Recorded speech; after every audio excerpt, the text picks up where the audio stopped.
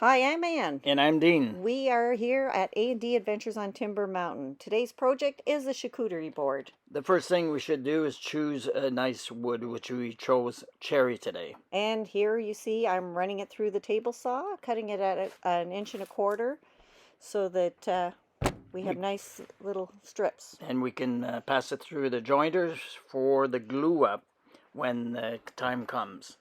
And if you like this, please subscribe to A&D Adventures on Timber Mountain.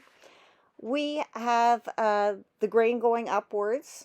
If we happen, or if somebody happens to cut, at least the grain closes up on itself. So very important.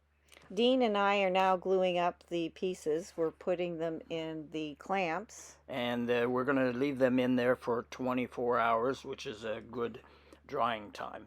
We will next be putting it in the thickness planer and getting rid of all the excess glue and reducing the piece of wood to approximately 1 1/8 inch. Correct. And here you see I'm routering the edges to make a nice soft edge and sanding the top to make it nice and smooth before I start oiling it. Here are just the handles that we were just seeing what it looked like beforehand. And you can see here the grain really comes out when you oil the cherry. Correct. And as you can see, there are little holes that I drilled for the handles, and I recessed them at the bottom so they wouldn't scratch. And here is our finished product. Thank you for watching. Enjoy.